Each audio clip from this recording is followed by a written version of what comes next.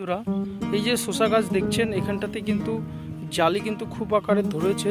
এই যে দেখতে পাচ্ছেন, কিন্তু ফুলগুলো ঝরে যাচ্ছে, কারণ ফুলগুলো ঝরে যাওয়ার কারণে কিন্তু জালিগুলো ঠিকমতো ধরছে না। এই যে দেখুন। আর শসা খেতে কোন আকারের ভিটামিন আপনারা প্রয়োগ করবেন, যদি আপনার গাছে যদি ভিটামিন যদি না থাকে, তাহলে আপনি কোন আকারের ভিটামিন আপনি স্প্রে করবেন সেটি আজকের এই ভিডিওর মাধ্যমে জানাবো।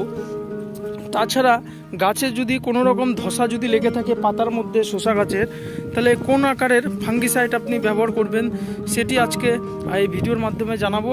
আর যারা যারা আমাদের এই বাংলার কৃষক চ্যানেলটিকে দেখছেন, অবশ্যই চ্যানেলটিকে সাবস্ক্রাইব করে পাশে থাকা বেল আইকনটি অল করে যাবেন, যাতে আমাদের ভিডিও আপনার কাছে সর্বশ্রেষ্ঠ পৌঁছায়। সবার প্রথমে বলবো, এখানে যে জাতটি রয়েছে, এই জাতটা কিন্তু আমতলার সিড। আমতলা সিডের কিন্তু একটি জাত, আর এর কিন্তু ফল কিন্তু খুব দারুণ আকারের কিন্তু আসে। অনেকে হয়তো আমতলার সিড লাগাননি, আর যারা আমতলা সিডের চারা লাগিয়েছিলেন শসা, তারা অবশ্যই কমেন্ট করে জানাবেন যে আমিও দেখতে চাই কারা আমতলা সিডের কোম্পানিগুলোকে ব্যবহার করছেন। সবার প্রথমে বলবো, এই শসা গাছে কিন্তু ফুল হচ্ছে, ফুলগুলো কিন্তু ঝরে পড়ে যাচ্ছে। তো তার জন্য আপনাকে কোন স্প্রে করা উচিত, যেটা ভালো আকারের কাজ করবে।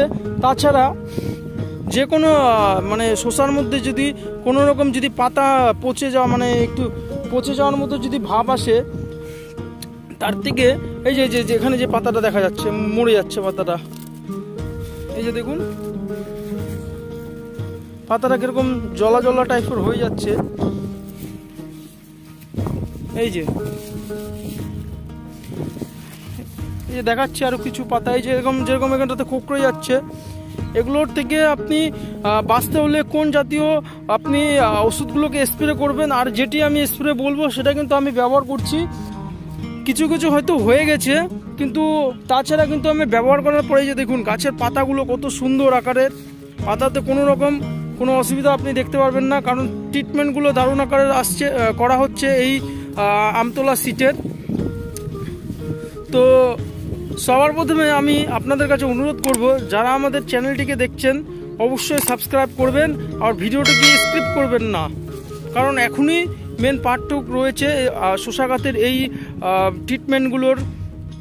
তো চলুন জেনে নেওয়া যাক কোন ওষুধ আপনারা ব্যবহার করবেন এগুলো রোগের জন্য, যার মধ্যে রয়েছে ফুল ঝরে যাচ্ছে, পাতাতে যে কোনো ধসা লেগেছে, তাছাড়া কোন ভিটামিন আপনি ব্যবহার করবেন সেটি এই ভিডিওর মাধ্যমে এখন আমি বলবো আপনাদেরকে।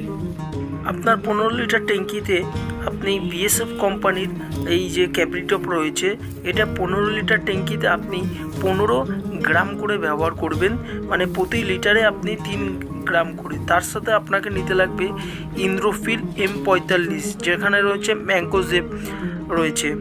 এই দুটোকে নিয়ে আপনি কিন্তু আপনার শসা গাছে কিন্তু ভালো করে স্প্রে করবেন সন্ধ্যাবেলায়, না হলে আপনি সূর্যে ওঠার আগে কিন্তু আপনি স্প্রে করবেন। আপনি যদি সন্ধ্যার দিকে স্প্রেটা করুন কিন্তু দারুণ আকারের কিন্তু কাজ করবে। আর এটি হলো যে কোনো ধসার জন্য কিন্তু দারুণ আকারে কিন্তু কাজ করে এই ক্যাপ্রিটপ আর এই ম্যাঙ্কোজেব M45। আর এরপরে আপনি যদি আপনার গাছকে ভিটামিনের জন্য যদি আপনি দিতে চান, তাহলে আপনি এই ওষুধটাকে ব্যবহার করতে পারেন। এটা বায়োভিটা এক্স। আর এই বায়োভিটার এক্সের কিন্তু দুর্দান্ত কিন্তু রেজাল্ট রয়েছে এই শসা চাষের জন্য। আর বায়োভিটা এক্সকে আপনি 15 লিটার জলে কিন্তু আপনি 15 ml কিন্তু আপনি দিতে পারেন। আর 15 ml দিবেন, এটা কিন্তু দুটো কিন্তু আলাদা করে আপনাকে দিতে লাগবে। ম্যাঙ্কোজেব ও ক্যাপ্রিটপ কিন্তু আলাদা দিবেন, আর তার সাথে যে ভিটামিনের কথাটা বললাম এটাকেও কিন্তু আলাদা করে আপনাকে দিলে কিন্তু সবথেকে বেশি আকারের কাজ করবে, সেটা বায়োভিটা এক্স। আর এই বায়োভিটা এক্সের পরিমাণ রয়েছে 15 ml করে আপনি ব্যবহার করবেন। আর এই হলো আজকের এই ভিডিওটি। আর ভিডিওটি আপনাদের কেমন লাগলো অবশ্যই কমেন্ট ও লাইক শেয়ার করবেন, আর কমেন্টে জানাবেন ভিডিওটি আপনাদের কেমন লেগেছে। আর বাংলার কৃষক চ্যানেলে এখানটাতেই আজকে আমার এই ভিডিওটিকে শেষ করে যাব। ধন্যবাদ, ভালো থাকবেন, সুস্থ থাকবেন।